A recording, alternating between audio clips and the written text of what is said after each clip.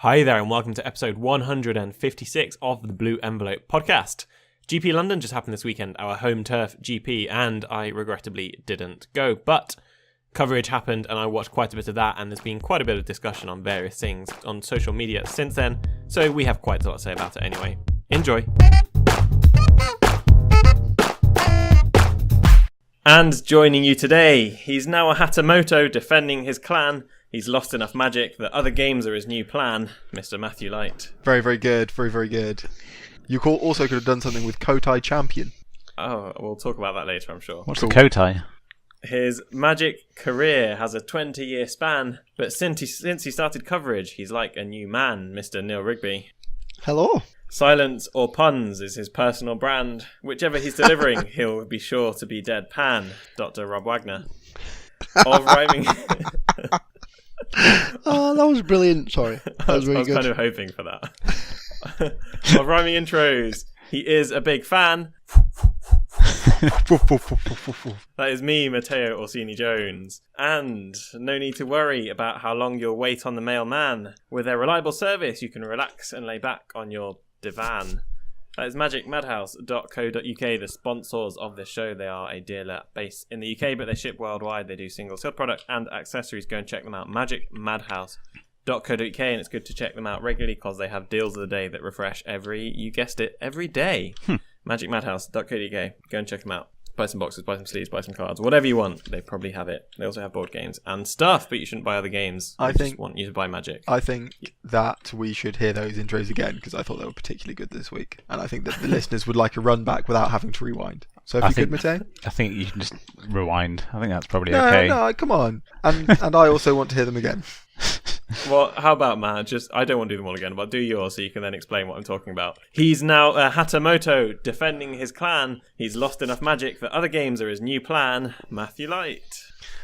Hi guys, again. Hi. Sorry, I just feel obliged. What does that mean? I feel obliged to say hi again. It's like a sort of 2-year Pavlovian response. So basically I started playing L5R because my friend convinced me to about 3 or 4 months ago, and they had like one of their little GPs in Cork in Ireland this weekend, and I said I would go to it before I knew GP London was on the same day. So I went and I played like 6 games with my deck beforehand, and then I won the tournament. That was pretty exciting. And now I'm a Hatamoto because the game's like, so it's based on like Canadian like mythology, like sort of like medieval.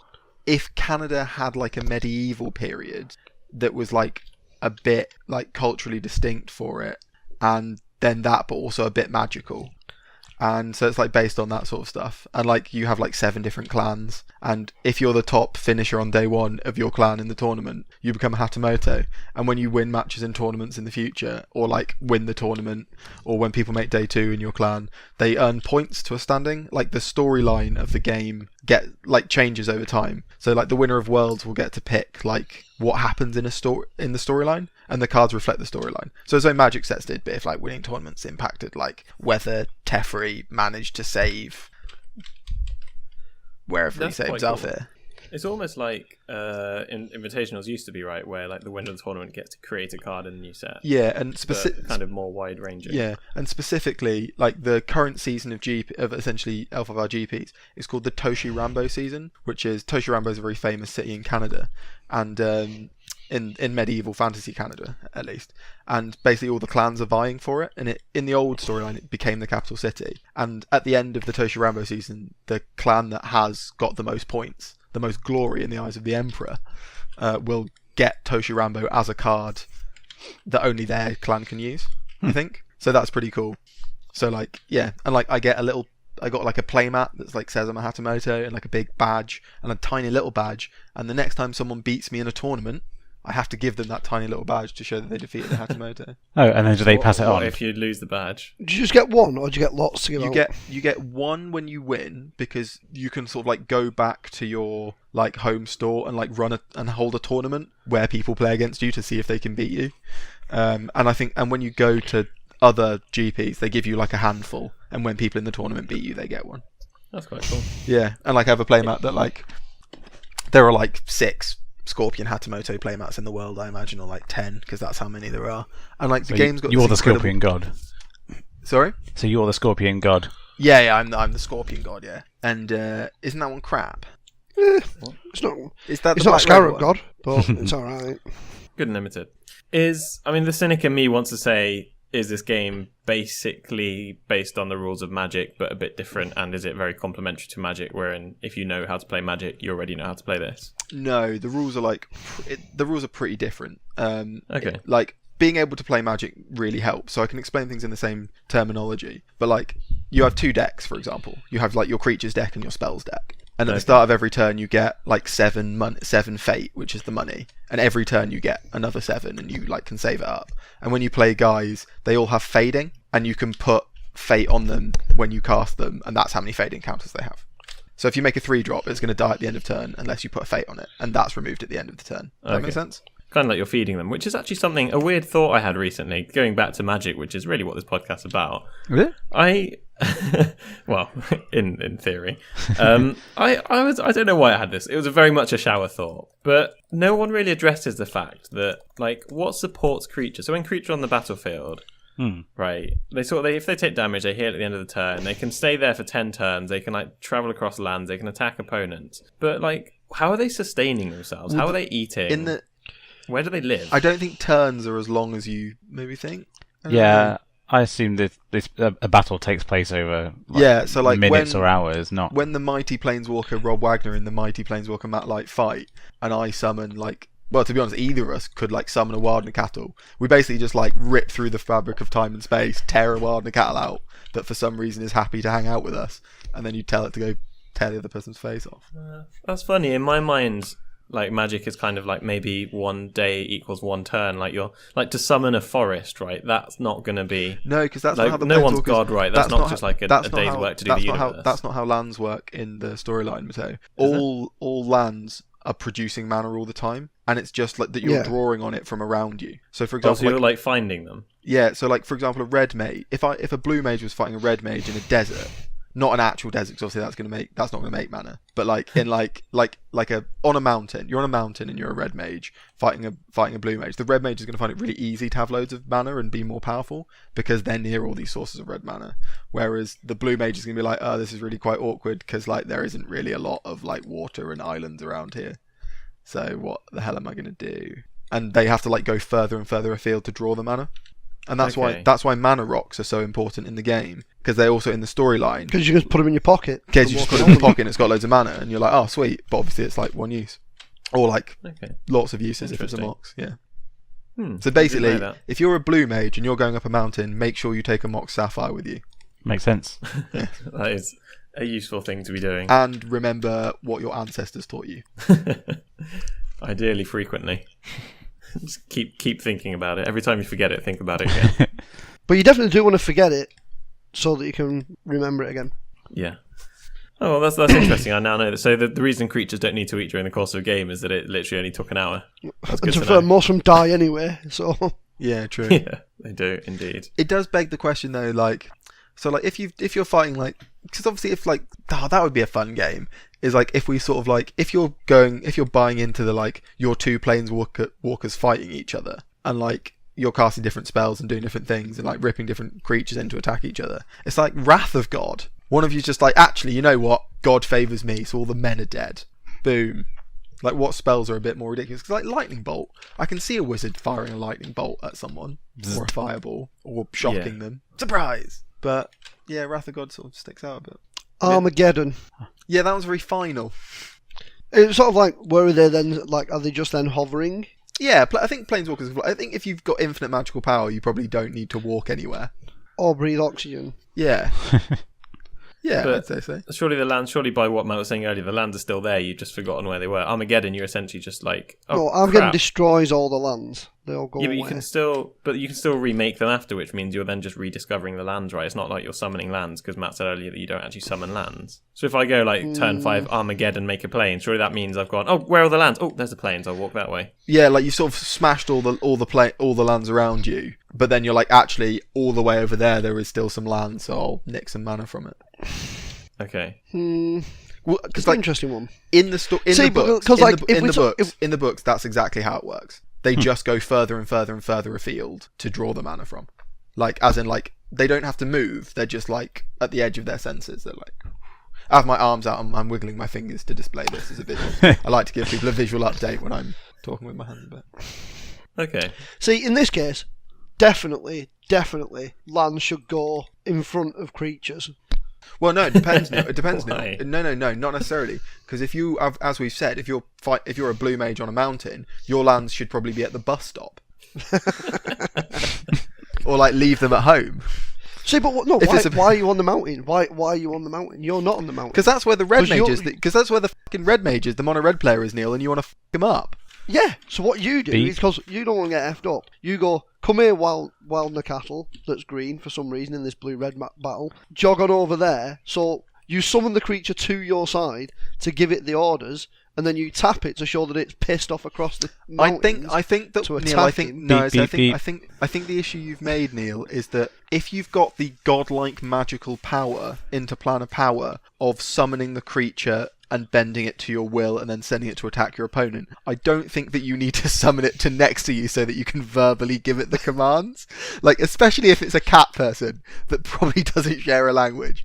I think somewhere in the process of ripping apart I'm pretty sure at the point where where you've got like the interdimensional magical powers, you probably learned the time to learn a bit of French, polish up the Japanese. Well, I think we'll see that. No, this is going to go really learn well. your feline. Once you've ripped open time and space and dragged this thing through it, at some point in that you can give it the commands mentally to send it to attack And your that's opponent. fine. But what this begs the But question... when you want it to attack, it's tapped, and that means it's off away over your lands. Yeah, but the question which I'm fine with having a red zone open, and then you move your creatures from in front of you where they are defending you. You push them into the red zone where they have gone across your lands towards your opponent's lands, and then they're attacking.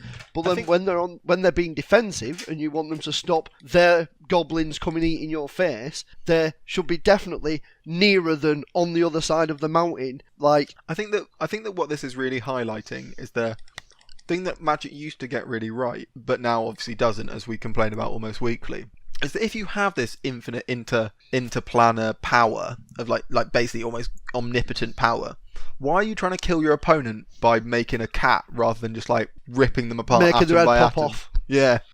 Yeah, it is funny. I also had during that weird rant that you were both having, I had a funny thought. Do you guys remember, did you ever play Pokemon on the Game Boy, where if you had a Pokemon that was like too high a level for you, it wouldn't obey you? Yeah. Yeah. And I just thought like you rip this wild Nacatl through the blind eternities and summon it to fight you, and then it just like, because you don't speak cat, yeah, you're like, attack, and it's just like, no, I'm gonna scratch my own face off instead. Like, no, you're not listening. Attack. And the cat's like, mate, I don't speak Planeswalker. See, that'd be great. It was like, yeah, like you pay all the mana, the creature turns up, and then just goes, nah, not for you, buddy, and then just attacks leaves. you instead.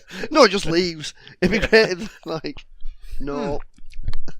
Thing is, at that point though, I would feel obliged because I'm a nice person, and I imagine I suppose that's therefore... what Swords to Plowshares is, isn't it? They turn up, and then the other wizard just goes, you don't want to be on their side, and they go, yeah, Hands you're them right, I'm off. Yeah. Thing is, I would feel really bad, right? Let's say I'm fighting on... Oh god. Let's say I'm fighting on, like, Dominaria, right?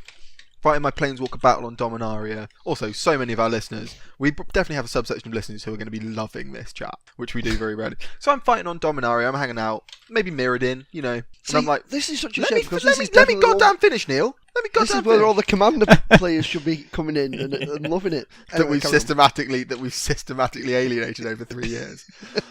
So yeah, I'm fighting on Dominaria, maybe Mirrodin, and I'm like, poof, yeah. And I'm like fighting, and I'm like, right, you know what I really need right now? I need Netzumi Grave Robber. That's who I need. I'm like, Netzumi Grave Robber, come over from Kamigawa. I enjoyed our time on Kamigawa. Come hang out. And then it gets there, and he's like, actually, you don't speak Rat, Matt, so I'm going to just wander off and ignore you. And he wanders off, right, into Dominaria Mirrodin. Right, because I'm nice, and I think I'd at least be like, because I'm probably a green-white Planeswalker of some kind, I'm going to be like, oh shit, I'm fighting now, because obviously, like, you don't want to lose this other Planeswalker. Why but would like, you be green-white? That's such bullshit. Anyway, because they're the colours I like. Anyway, so he's wandered off, and I'm still fighting, and I'm like, well, green-white. Why are you summoning a Zumi Grave Robber? That's obviously true. a black creature. Yes, okay. I wonder if he's wandered off going, so I'm junk. go away, Ajani Mentor of Heroes. He's like, go away, I'm no Ajani. hero. Go away, Ajani, mentor of heroes. You I'm are a finding literally a Yawgmoth predator. later. You can't my mentor species. me. Where's this Yawgmoth dude? He was on Dominaria. I'm off for a wander. Anyway, so the Netsumi Grave Robbers wandered off, right? And I finished my Planeswalker battle, but I can't find him now. And I'm like, racked by guilt. Look for the graves. Because he's the only Netsumi now on this plane. He's going to be so lonely. He doesn't speak the language. He doesn't know where he's going. He hasn't got any mates. He's not going to be able to procreate. I'm going to have to summon some more Netsumi to either help him out or go find him. Or you could teach the local indigenous population how to speak Netsumi. You That could go is back to Kamigawa, learn it, That's way and then more come back. about than just ripping a girl Netsumi and sending her on her way and then going about my business. Shouldn't But assume you were a that they're green both white straight. planeswalker a minute ago. You were all like, "Oh, I have to do my bit," and then, like, as soon as it comes to actually doing your bit, you're like, "No, I'll just completely rip somebody else from their life I'm a Planeswalker. and all their Neil. friends just so they can be like." That's basically the film Passengers. Sod off, Neil. It's like, oh look, I've been buggered. Let's bugger somebody else Neil, to make me happy. Neil. Great work, green whites planeswalker. Nice bit of black coming in there. All right, I'm probably a banned Planeswalker because then I can justify it on cold logic that I don't have the time for that nonsense. then I nip back to Dominaria like 3 years later and it's just overrun with Netsumi. I'm like, oh, someone dropped the ball here. Who was that? It's like No, that you're like, oh Simpsons crap, that wasn't a episode. grave robber, it was a pack rat. What did I do? That's what happened. This is literally the story of Mirrodin besieged. Is it? Yeah. See, So once because then what I someone would summoned do, an Azumi. but you know what I would do then? I would go, right, okay, so we've got this big Netsumi problem. Back to Kamigawa. Sorry, no, back to Mirrodin. To Mirrodin, Leonin. Get some cat folk in there. They'll hunt Yeah. them down. They'll be right. This is like the story of the woman who swallowed the fly. Exactly. The story of the planeswalker who summoned a rat. I don't know why Matt summoned a rat. We should Perhaps the poor rat will die. Oh we no. should definitely turn this into some kind of a either musical or short story. Calamity Um, Planeswalker. Maybe Matt That should was- have let the rat die, but instead he summoned another rat. Summoned a wild Up to the Nakato to rat. kill the rat. Yeah. I think that was maybe the most ridiculous conversation point we've had on this podcast in its almost 3 year, no, more than 3 year lifespan. Yeah, go us. It was pretty cogent though, wasn't it? It made sense, sort of. I remember a time on the podcast though where we used to talk about things that happened back in the day. Did that happen I remember itself back in the day?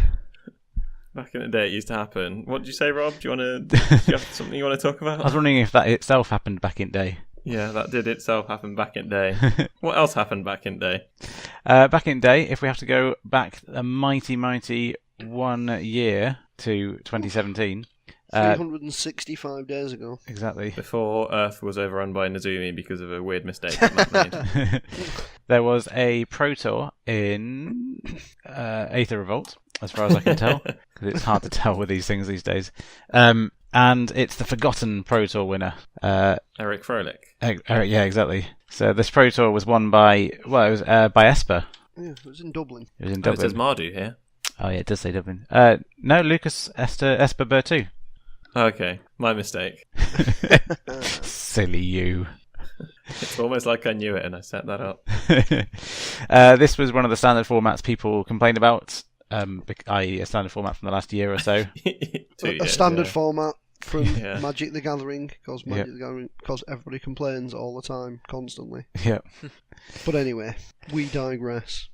And because it was won by, as Matteo said, it was won by a Mardu deck, Mardu vehicles, Heart of Kiran, unlicensed disintegration, that sort of a thing. Yeah, pretty cool deck. It was interesting because it was the Pro Tour everybody was worried about being full of the cat combo. Yeah, so Healy Rai. Yeah, yes. and there just wasn't actually that much of it doing well. No, it was kept in check by all the unlicensed disintegrations and shocks. Yeah, They did then ban the cat combo though, they did. strangely. Yeah, this was when Mardu Vehicles was like super dominant, wasn't it? Yeah, Like super duper dominant. because Gideon was stupid. Yeah, I think also like the 1-mana 3/2s are really quite good, and then like when people were playing Mardu rather than just like red white, like Scrap Heap's Grounder was just so much recursion. and like everything was really awkward, wasn't it? Yeah, if you go on the top 8 deck list, this is after they started implementing, so they don't show them all on the same page. You have to click on the drop down. And if you go on the drop down, you've got number 1 Esper Bertude, Lucas Mardu Vehicles, number 2 Cavalier Marcio Mardu Vehicles, number 3 Smith Donald Mardu Vehicles, number 4 Sajgalik Eduardo Mardu Vehicles, number 5 Liu Chen Mardu Vehicles, number 6 Damaderosa Palavitor, yep, Mardu Vehicles. And then the last 2 are different. You got Yankasander and Black Green. User, 7th and 8th position. Actually, 0 cat combo decks. Yeah, 0 cat combo decks, but 6 out of 8 Mardu Vehicles. Yeah, it's the unbelievable amount of pressure that you can put on your opponent with like a 1-mana 3/2. And Gideon, I think I'm trying to think of a card I despised more in Standard than Gideon in quite a long time. Like I'd be hard pushed to find playable. Sorry? Yeah. Which pies? These pies. Yeah, it was just as a control player, Gideon is like, why is that card fair? Yeah, like whatever they want to do. Like, do you want to beat me down really quickly? Yeah, you can do that. Do you want to start summoning an army? Yeah, you can do that. Do you want to put all your creatures out of like Pyroclasm range? Yeah, you can do that. I mean, yeah, it's a card that's seen Legacy play, for example. Yeah. Really? Yeah. I mean, it's because it used to be the case that if you were playing like a blue-white control deck, you'd play like Elspeth because it was really hard to deal with. And Gideon's just like Elspeth, but kills them way faster. It makes 2/2s instead of 1/1s. Yeah. No, it costs the same as Elspeth. But that Elspeth, sorry. But it makes 2/2s rather than 1/1s, and then instead of +3/+3ing, it +5/+5s. Yeah. And also makes it indestructible. Yeah. +5/+5s and stops you killing. I suppose Path to Exile still gets it. Not Path to Exile. What's the legacy one called? Source of Power Shares. This was also at the time just after Smuggler's Copter got banned, wasn't it? Where everyone was like, "Oh, we fixed that problem now. Let's, however, print a 4/4 flying." Yeah, I think that was really quite unfortunate because, like, obviously, like Smuggler's Copter was unbelievable, and then it's like, well, of course we'll ban that, but obviously when they printed it, they didn't realise that they thought that Half Kirin was going to be safe because they thought Smuggler's Copter was going to be safe. Yeah, because it's crew 3, so it's hard to crew. Oh no, wait, we also put a 1-mana 3/2 in this deck. Yeah, there's a 1-mana 3/2 and then 2 3-mana 3 power 2 drops as well. It's like, Jesus wept. They did also think Fatal Push would keep these things in check. Yes, they were wrong. Well, it does, apart from the fact that it had no deck to go in. Except really. This one. But this one didn't play it, did it? No, it played Unlicensed Disintegration because all you were bothered about was dealing damage. And like you weren't bothered how big the creature was, you were just like, you were massively on the offensive. And then just went, Unlicensed Disintegration was so depressing to play against because you're just like, make a guy, but that's actually essentially the worst plan for me because that means I take 3 damage and lose my guy. Whereas if I just like use a removal spell, you have to make a guy. Yeah, I think it's interesting, and I think that it's something that is it called the play design team that they have now? Yeah. That the play design team are going to reveal is something we've had in the last 2 or 3 years. Is we've had there's clearly a design philosophy, or has been a design philosophy with sets where you don't put good counterplay and hate in a set to the mechanics in the set. So, for example, when Emrakul was in Standard, there was no way of counterplaying it. Like, there was no way of interacting with the graveyard. Mm-hmm. And in Kaladesh, there basically wasn't good artifact removal, like at instant speed, because they don't want that to be not fun. But I think that what the play design team will reveal is that, what they'll show and they'll help with is that they'll be like, well, okay, we have the enchantment set, and there aren't any good disenchants, so here's the best enchantment deck. No one can beat it. Is that a standard format we want? And Wizards will be like, no, and they'll be like, right, print a goddamn Demystify then and crack on. So Neil mentioned user removal spell. User, of course, made top 8, but lost. Made top 8, but lost before the quarterfinals. Actually lost to Eduardo Sajgalik, who top 8'd this weekend in London. Congratulations. Yep, out. Eduardo beat user 3-0 in the kind of pre-quarterfinals. Oh yeah, it was when they were doing that, weren't they? Yeah. Yeah. So this was a time they had the top 8 cut. Quarterfinal stage 1. And then they called it quarterfinal stage 1. The winner of which made it to quarterfinal stage 2, which that's not quite how quarterfinals work, or how quarters work. But anyway, it's it had if you won your quarterfinal stage 1, you made it to the quarterfinal stage too. So there was the bottom 4 players were playing to face against the 3rd and 4th place seed. Yeah, And so like then- Eduardo made it to the finals, but lost because it was actually in the semi-finals. Yes. Yeah, Eduardo Yeah, so won for- 2 rounds and lost the semi-finals. And Essentially, top 4 got a bye and top 2 got 2 byes, didn't they? Yeah. yeah, In the in top some 8, sense. which is super weird. I think It was an this the interesting only way to Pro Tour do they it. did it. First and second just joined in the semi-finals. They got to skip the quarterfinals, Yeah, well, I think which this is was really weird given how much this sort of thing can fluctuate on tie breaks. Yeah, it's trying to mean that people ID less, isn't it? Like, we always see various things trying to make more Magic happen. Because Yeah. at the point in the tournament where there should be the most action, there's like the most IDing. So like, it's a big problem with the Pro Tour, isn't it? That in the final round of the Pro Tour, you can often have like 4, 5, 6 people who are locked for top 8. And that means that you literally cannot show enough matches that matter. And that is really bad for the spectator element of the game. Like, ideally, you would have... Like, the best case, I guess, for a Pro Tour final round is that you've got, like, 4 people locked and 4 people all playing for top 8. And you can literally watch each match and be like, this person has now top 8 at the Pro Tour. Now this person has. Now this person has. Now we're on to the last match. Who's going to be the last person in? Oh my god, this is cool. When in fact you're like, yeah, 6 people ID. These 2 are playing. This person might make it on tiebreakers. I mean, fortunately at this Pro Tour, actually, the person in first got more points than the person in second, who got more points than the people in 3 and 4, 3rd and 4th, who were both tied, but they also collectively got more points than the people in 5th through 8th. So there actually was A really clean cut. a really clean cut. Actually, not quite, because 5th to 7th were on the same number of points, and then 8th place, which was Paolo, he was the only person on his number of points to get into the top 8. He was one of 7 players to have that number of points. Always lucky. Yes. But I Who's think always lucky? Paolo is. Okay. But I thought that was a joke. I was like, where's the punchline?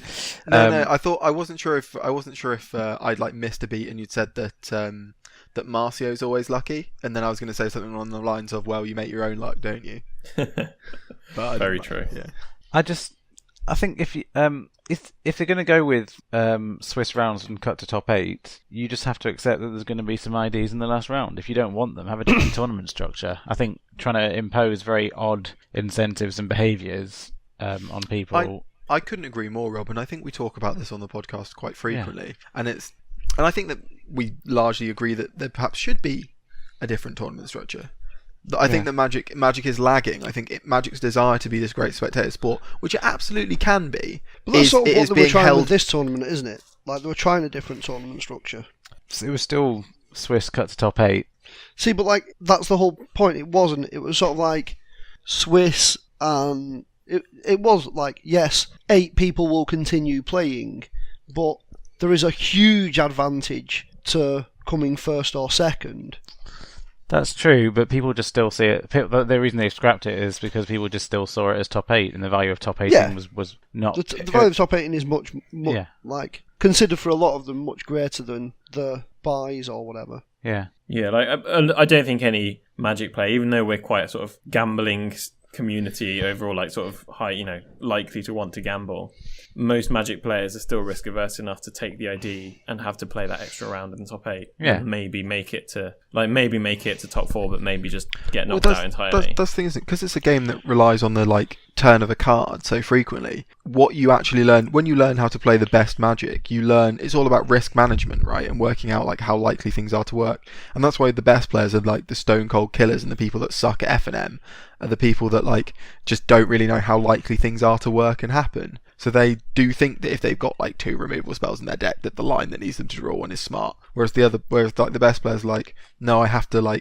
work out how I'm going to win based on the likely things to happen and playing to my outs and so forth, but not taking risks. And top 8 is and this discussion about making top 8 is exactly that, right? It's, well, yeah, I could go for it all but risk losing loads, or I could go, because that's the thing in this situation, it's not you get an advantage for trying to win all the matches and finish top of the Swiss, but you don't lose the chance of being top of the Swiss by doing the safer thing. So the thing you're actually gambling, you're not really gambling. It's a real gamble to try and go for first, but it's you've still got the chance of just winning matches. So it's do I try and win my matches now and risk losing things, or do I just be a bit safer and then try and win these matches later?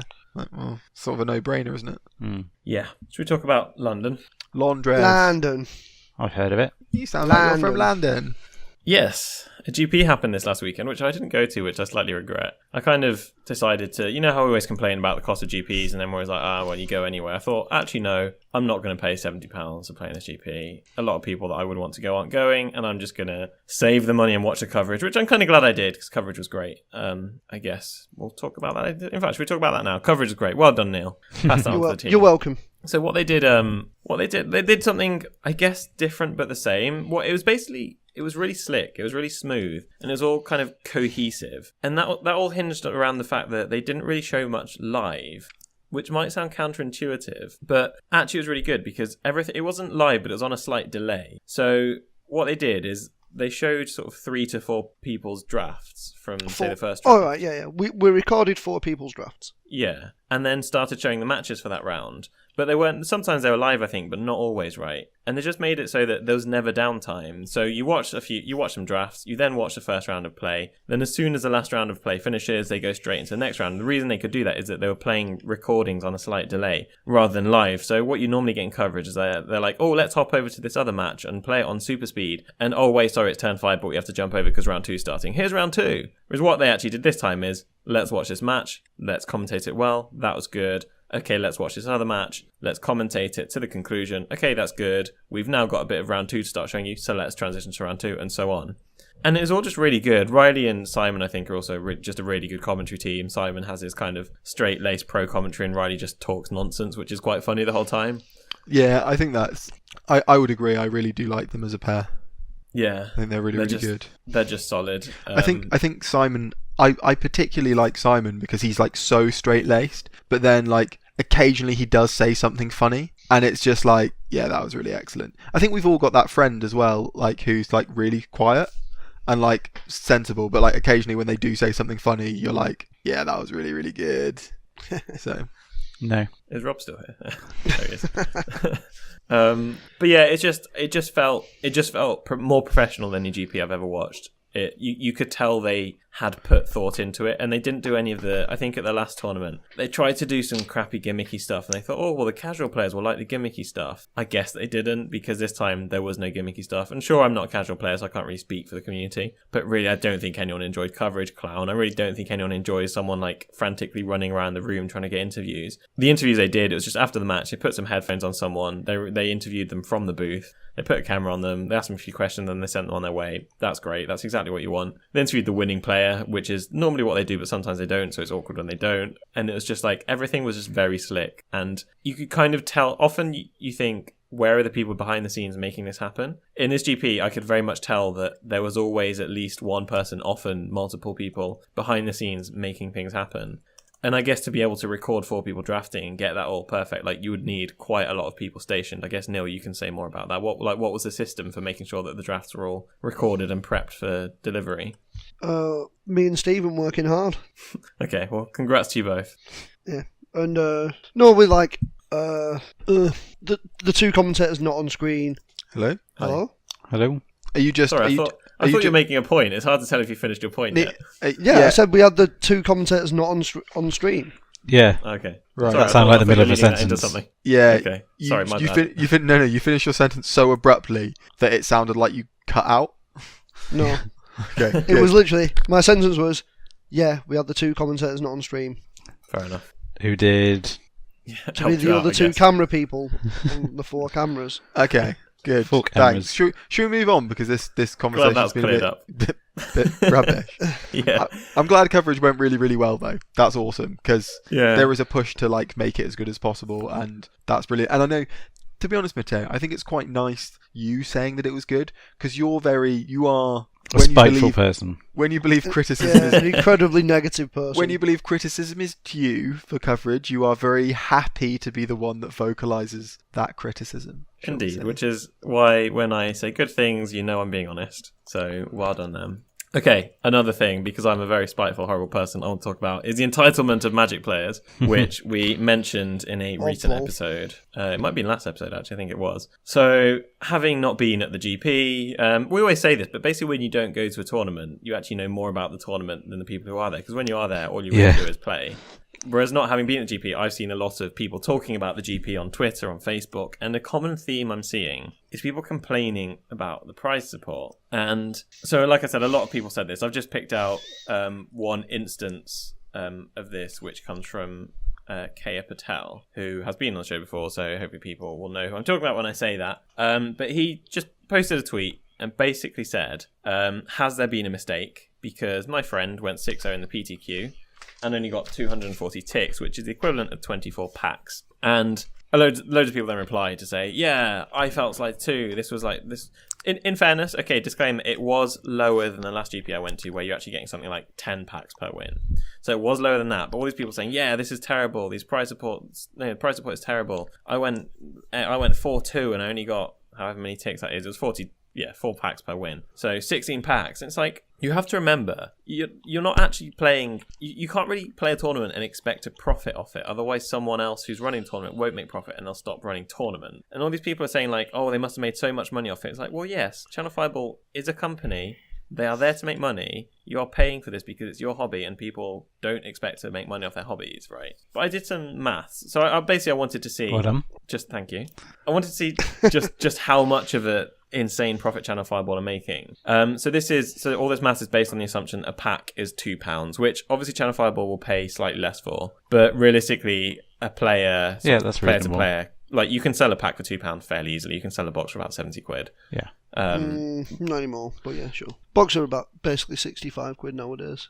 Right, like, fine, that would be, £1.90, but for the sake of argument, let's say £2, just because you can usually shift a pack to £2. Like, I think a pack at the point you receive it is worth about £2.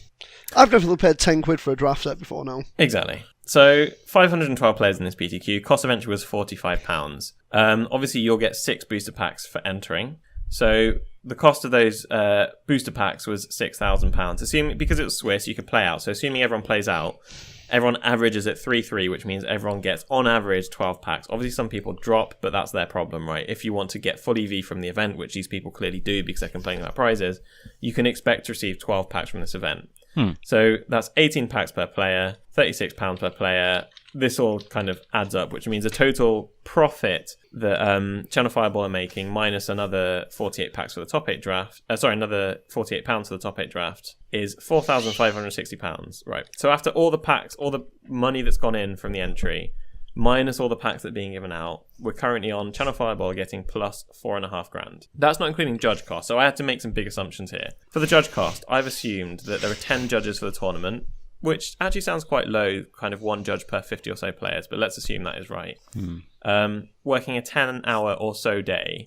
And we've discussed this before. Basically, I don't really know how much a judge gets paid, and it varies by level and it varies by event. But I've assumed that kind of a medium-skilled job, let's call it, you'd get about £15 an hour in this country. So 10 judges, 10 hours, £15 an hour, we've got £1,500. Then there's also venue hire. This is quite a difficult one to estimate, but I looked on the London XL website, so I've really done my research here. And so to rent a big room, I don't know if I got the exact venue, the exact hall that was used, but to rent a hall that fits between, I think it's something like 3,000 and 5,000 people, 2,000 and 5,000 people, sorry, which is about right for this GP, right? I think they expect maybe 3,000-4,000 people to turn up. Yep. That costs about 10 grand a day. So let's say 1/5 of that is being allocated for the PTQ. 500 players, 1/5, that sounds about fair. So 2 grand venue hire for this PTQ. So add 2 grand to that £1,500 to... That's 3,500. Yeah, that is. So I said 4.5 grand for the boosters. So we're only on... Channel Fireball have now got 1,000 extra pounds in their pocket from this 512 player event. And this obviously isn't factoring in all the kind of project management that you'd expect to pay, all the people that are running it, all the prep they've done beforehand, getting hold of all the boosters, the scorekeepers, all of that stuff. Advertising. So that's not including any of that advertising exactly yet, not including any of that website hosting, not including any of that. We're only on 1 grand profit so far. Yep. Which is, off the 23 grand they took in, is only a 4.5% profit margin, which isn't great. If I were a stakeholder, I would not be happy that was the way the money was being spent. Exactly. So we're only on 4.5% profit margin. And by the way, this is not including first prize. This isn't including the arbitrary cost of a PTQ invite and the flight that someone has to pay for you to get there. Channel Like, Fireball don't pay this that. is though, do they? fair. The Wizards pay that. Yeah, but like someone pays at the point where you're into a tournament, you don't care who's paying a prize, right? You don't care about the prizes. So like even not including that first prize, and like I said, not including advertising, web hosting, project management, they've only made $1,000 off it. Like this isn't. That's fine. And do you know what People that need to shows? stop complaining. No, Do you know what does that it show? shows? That they're money-grabbing scumbags. It almost certainly shows that your maths is out. Yeah.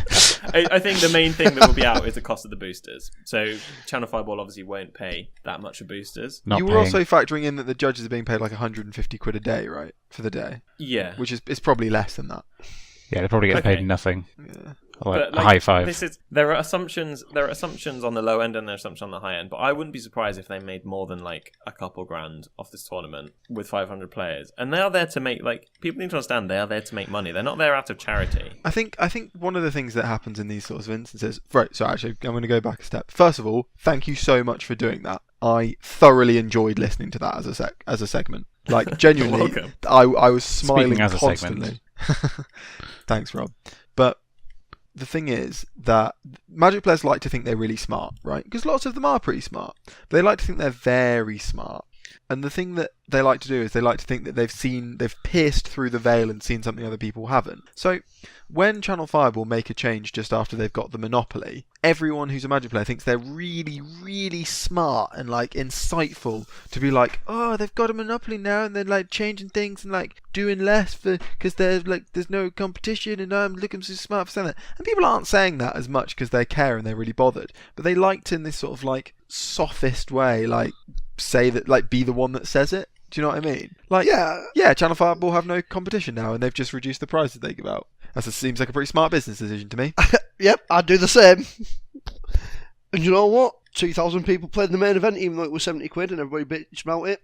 So either Magic players are bright and have seen through all the cloak and dagger, or Magic players are stupid and just moan about the price going up, but still pay it. I didn't pay Or it. this is just any standard deal between a vendor and a buyer where they offer a service and you pay for the service and that's fine. Like, Yeah. how often do you walk into a shop, buy your clothes, and then go on Twitter and say, I paid way too much for this. This is terrible quality. I paid too much. Like, no, you like when you bought it, you knew what it was. Like, if it breaks, sure, take it back.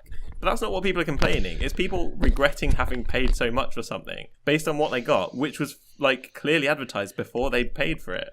Like, turns it's just out- ridiculous. This crack, I know was buying this crack, but it was slightly cut. It was cut with slightly more bicarbonate of soda than Sorry, I thought guys. it was going to be. I'm really sorry. I'm not I happy. had to nip and get the door, and I missed that, and now we're talking about crack and bicarbonate soda. So if we could just bring me up to speed, that'd be great. I didn't. I was like Matteo. Yeah. I didn't want to pay for the main event. I decided I'm not paying, and I did turn up and I did some side events, but not very many. See? Only the double up events because they were still not great prizes, but at least it was better than the ones where I think it's You a good spoke with your wallet, Rob. I did. it's a good conversation, I think, about entitlement here, because it is exactly entitlement. Because the thing is, I would say the mark of GPs for the last couple of years has been that the prizes have been insane for side events, right? Yeah. Like, we've Yeah. talked about it a lot. Like, they've not been, like, good. They've not been like, oh, these prizes are good. They've been like, what the bananas? Yeah. Like, why like- did I just go 2-0 in a draft and end up with 20 packs? How did that happen? Yeah, and like, I think I went 3-1-1 in a PTQ and won 3 boxes. I think they got Yeah. too far the other way though. Yeah, and now it's like Yeah, I agree that It's just the market rectifying itself, isn't it? I agree that 6-0 in a PTQ and getting less than a box does feel a bit grim, but It didn't feel grim when you went 3-1-1 and got 3 boxes. So that's Yeah, but it's true. not like they're overcharging to make up for previous loss. It's they're seeing what they can get away with now. yeah, they're Do trying we- to find the right place. Yeah, but the sad thing is that all these people complain and they're going to look at that and go, I guess we have to put prices up again. Because Channel Fireball did actually reply to K's tweet and to basically say, thanks for thanks for bringing this to our attention. We'll look into it. Almost to say, like, yes, maybe a mistake was made and not enough packs were given out. Like, that's not See, what's happened. Like, Matt, the point I made that you missed was basically saying, like, if these people knew when they signed up for the PTQ or the GP what the prizes were, everything was fully clear. And it's very weird for them to pay something that they know what they're paying for, to get exactly what was advertised, and then go to Twitter, go to Facebook, send an email to complain about it. Yeah. Like, that doesn't happen in any other situation in life. You don't buy something, get No, exactly what you no, expected, no, and then complain Matteo, to the company. No, Matteo, that's not true. That's Isn't it? totally not. No, that's how the 21st century and companies existing on Twitter and social media does work. That's exactly how everyone behaves now. No, but you complain if you buy, say No, you buy no, a pizza no, and it no, comes upside down, then you complain. No, that's not true. That's not true. That's not true. Let's say, for example, Toblerone went from they were really clear in all their advertising. We're like reducing the gaps between the triangles of chocolate, so you basically get less chocolate in a box now than you did before. Oh, they're increasing the Yeah, gaps. I guess so. It was the chocolate they're reducing. Yeah, the gap's getting bigger. Yeah, increasing the gaps. The thing is that Thanks, that is guys. that's a fair point. That's exactly how people responded to it. But the thing is, at And that point, everything it's slightly different because I guess my analogy maybe wasn't great because you're paying for chocolate at that point, and you go from one day paying this much for that much chocolate, and the next day paying for this much for that much minus X chocolate. And so that's a clear difference. But in Magic, you're not paying for booster packs, right? You're paying to play in the tournament. Yeah, you're And not the paying. prizes are not what you're paying for. I don't think there's a distinction, no. Like, because basically, Matteo, like, I agree with what you're saying conceptually, but the thing is, That's not the society we live in. Well, it's sort of like if you're buying your ticket to do this thing, and like if you do get certain records, you'll get given things in return. Like it is a transaction as well, and like also if the majority of people feel like it's a transaction in that way, like it sort of becomes one. Like if the majority of the people playing side events view it in that way, then that is the nature of the transaction. See, part of my thing for this is this takes it all the way back to old PTQs and like me saying when you got a box for top 8 and then I was like, right, should we just like make this proper and the winner gets the PTQ invite and all the boxes and all the player mats, because what you actually like by and large what you're taking part in the PTQ to do is to qualify for the Pro Tour. And like I, as much as getting some boosters as like compensation for being crap is fine, like a lot of the time I literally didn't care about the box of boosters I got because I just wanted to qualify for the Pro Tour, and that's what it's about. And that's where I think a lot of people like who complain about prizes. It's like, I thought what you wanted to do was qualify for the Pro Tour. Why do you care about all these? Like you said, it's your hobby. It's like you either want to do well at your hobby and do it that way. Like you don't get people complaining when they go rock climbing and paying to go to their rock climbing thing that, or I couldn't do the incredibly difficult one because that's not set up for me. Because it's like what you're doing is just going there and trying to get better at your hobby and enjoy your hobby. And this is people complain because they're not compensated for not being good enough at their hobby well enough. Unless there was like only 2 difficult climbs there. Yeah, but that's what Mateo's saying. Like If you're used to it being a range of difficulties, and then you go and there's only stuff that's too hard for you, like I think you'd be entitled to complain then. Yeah, and then you get your money back, and that's fine. Hmm. But like if you then, but not if you spend the day trying to do them and utilising the facilities. As an aside, Mateo, when you were saying it's a shame that now they'll have to go, or maybe we'll have to put the prizes up. If the people at Channel Fireball listen to this, they'd know that there were people that are like, no, Magic players are entitled, keep your prizes the same way. But then we'd have also got invited to the content producers showdown thing. What was it called? Gunslinging, that's it. Yeah, it was supposed to be like community influencers gunslinging. They said they were going to announce they're going to invite local content producers of some renown, and then they I didn't. get much more local than me. I'm 40 minutes away. Yeah, and then they didn't. What do you mean they didn't? Well, they invited some people, but I'd never heard of any of them, and I'd looked them up on YouTube, and they've all got kind of tens or maybe hundreds of watchers. One of them was streaming last night, and they had like 10 viewers. Why aren't we being reached out to for this sort of crap? I don't know. I mean, They're all friends with one another. We did get an email that said Did fill in we? your details. Yeah, well, it was an email that went out basically to any content producer. I don't know how many people it went out to, but it was very So they generic. knew we existed. And we just Yeah, they knew it did we not exists. reply to it? We did. We didn't get a call back. Wow, what? Bit I mean, weird. maybe I filled it in too generically. Maybe I don't know. But there was no callback. There's no acknowledgement of receipt of the email. But Did you let us know about this? It's not just us, because otherwise, if we just complain about us, we start to sound like we could be bitter. Hypothetically. Which we are. I am a little bit, but in all honesty, I feel bad for other people, because I think if people were to say, big UK streamers and content producers, I'd be thinking like, well, not quite UK, I guess, but Irish is Dave Murphy, Dave C. Dave C. And yeah. there's Autumn and there's Pete Ward. Both national team, big time, like well, not big time So streamers, but so for who the UK. were the people that were there? I couldn't name any of them. Maybe Is it not are the we case just really though, out that of they're touch? just not our demographic that is targeted? As I said, I looked at their YouTube pages. There's a bunch of box openings and stuff, so probably that's the case. We need to get opening boxes, don't we, lads? I'm Apparently. going to open some boxes on my stream when I. Why start don't streaming we? After I get back after this holiday. Right, why don't we do a box opening, right? Neil rips a where fiver. we, right, all have webcams, obviously, because we'll need those, or cameras of some sort, and we have all our faces on the box opening, and we all try and pretend to care about what's in the boosters at once. Because I'd rather not do something that's trash on purpose. We can make it treasure. Oh, here you go. Spell slinging influencers. Master of Magics. Life Begins at 20. Orcs Head Magic. Pleasant Kenobi. And Total MTG. I know about Life Begins at 20 because I follow them on Twitter and someone pointed out, I think one of you guys pointed out recently that they mentioned a bunch of contributors and they didn't mention us even though we follow them on Twitter. Do you know what's funny though? That we've just had a rant about how entitled Magic players are and then proceeded to talk about how offended we are that we didn't get chosen to gunsling at the GP. So basically, I There's think some that, irony no, there. Right, what we should do is we should get in touch with I was all these busy working. We should get in Total touch. We should get in Total touch. MTG have 3,000 subscribers. That's quite a lot. Okay. Yeah, that's Life fair. Begins at 20 have 2,406. That's quite a lot. So what we should do is see if they Orcs Head got. Magic, they're a bit smaller. We should see if they got sent Christmas promos. Pleasant Kenobi's got 10k. Yeah. Rob's point is invalidated then. Oh. Sorry, Rob. Master You of didn't look hard Magic's enough. only has 208. They do. and- Also, they seem to be masquerading under someone else's name. They seem to be referring to themselves as the MTG UK group, which is a very long-standing thing to a different website, right? Yeah, who's MTG doing UK this? is very much a thing that already exists, and I find that odd if they're calling themselves MTG UK. Yeah, because Meet the Girls MTG UK UK is already like a community group. yeah, Meet the Girls UK. Does that site still exist? MTGUK.com. I haven't checked it for about 6 years. Like a sort of slightly dodgy dating site, didn't it? Yeah, MTGUK.com is very slow at loading up, is what it is. Probably all the viruses downloading. It used to be the kind of dating site you wouldn't sign up for, yes, even if you were slightly desperate. because it's just Magic players. Yeah. But yeah, no. Yeah, interesting.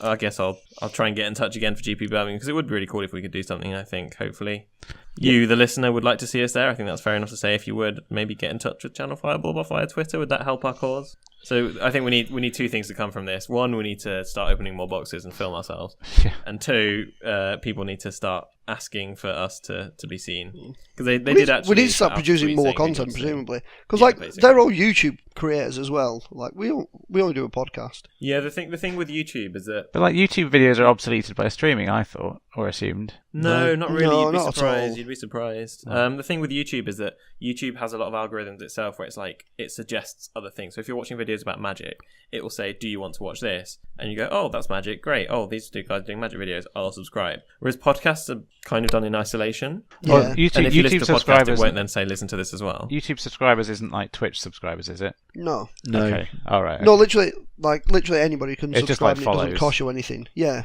Oh, So whatever. like we could subscribe to like Life Begins at 20 now, but we wouldn't do that because we want to gazump them as the as the people that get to hang out at GPs. I mean, like Well, I I'm said, sure we're they're already lovely. following them on Twitter. I'm sure they're nice Oh, people, yeah. and I'm sure they had a great time. But they don't produce content I'm interested in, so I'm not going to follow them. Having looked through the things they produced, it just doesn't appeal to me. And see, that's fine. looking at the videos they produce, I can see why these are popular videos. Like Why I is understand that. Look, it's just they are top 5 uncommons for Cube from Rivals of Ixalan, top 5 rares and mythics from Rivals of Ixalan. Like they're the type of videos that people watch. People love list Yeah. videos. Dare I say, slightly clickbaity. Yeah. But like people love clickbait stuff, people love list videos because if somebody produces a list, you get to either agree with them and think you're great or disagree with them and Think rant you're in the smarter comments. than they are.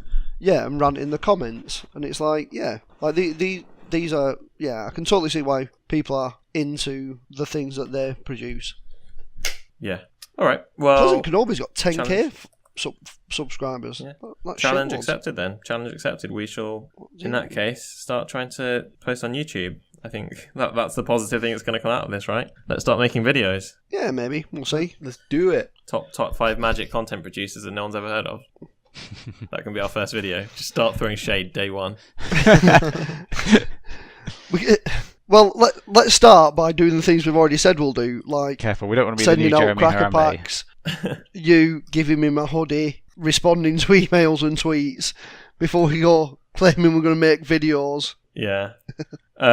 Just because we're drawing to a natural end of this rant, and you just mentioned responding to emails, I do just want to shout out to your American cousin, John White Rigby, who has emailed us again with various useful things. So the kind of the bulk of the email was about PPTQs, which we spoke about a few.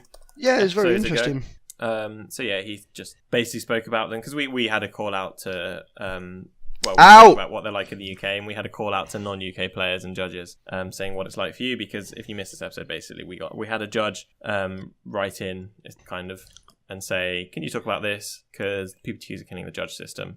And then John wrote as an American judge and gave his views. It was quite a long email. It was useful to know. But basically sort of agrees on a couple of the points. He gave a few interesting updates. So apparently the way that levels of judges are defined, that was redefined a few years ago, where kind of level 1 judges do regular rel tournament things like FNMs, pre-releases, game days, that kind of stuff. Level 2 judges are more comp rel, so they'll do PPTQs, RPTQs, Grand Prix, so on and so forth. And level 3s will be the program leaders. And they're the ones that, kind of head judge large competitive events, lead special programs, judge pro tours, that kind of stuff, mostly. Obviously, there is a bit of, intertwining. You will get level 1s and 2s judging pro tours occasionally as well, but it will be the level 3s that will kind of always get picked. He also updated us on Americanism, so we're talking about shopping and supermarkets. They do call them supermarkets sometimes. Also, I was correct in thinking they call shopping trolleys carts, so that's good to know. And sometimes you can use a quarter to get a cart out, but usually only in the big ones where things aren't kind of on display. You just buy big boxes of stuff, so things like B&M home bargains, as we would have here. That kind of thing. So yeah, thanks, John. Your emails are always really interesting. Good to hear from you. It was good because I think it showed a bit of the difference where why PPTQs might be popular in other countries and aren't here. Yeah, and very good. I always like it when we get emails from people from other countries because obviously we don't get to experience what they experience all the time, so it's always quite good. Yeah, and on that note, shall we draw to a close? Aye. Cool.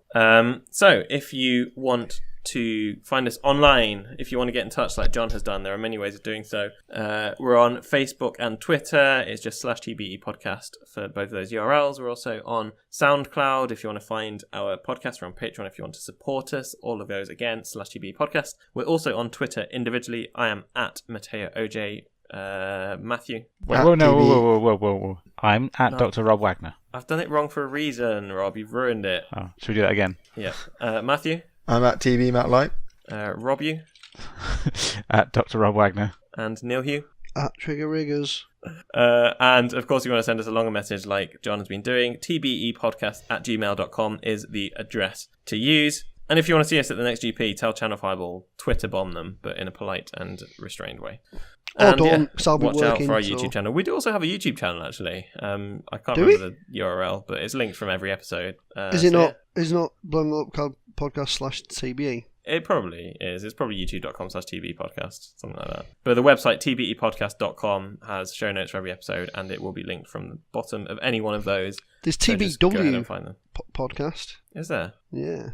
Fair enough. And if you go TBE podcast, there's something completely different. There's no us. Yeah. Is it affiliated Anyway. with MTG? But then there is a 10-minute draft from the Blue Envelope podcast. Oh, yeah. There were a few 10-minute drafts that I did. 10 minute drafts. Yes. Anyway, let's wrap up properly. See, to be fair, No. we have a massive 33 subscribers. Why the hell would they? Why the hell would they ask us? Indeed. Yes. Thanks for listening, everyone. Please go and subscribe to our YouTube, even though we haven't posted much yet. But we will in the future. This podcast might be the first thing. So yeah, thanks for 2018 listening. is going to be our year. Woo! It will. New year, new us. Yeah. Have fun, everyone. See you next week. Bye. Bye.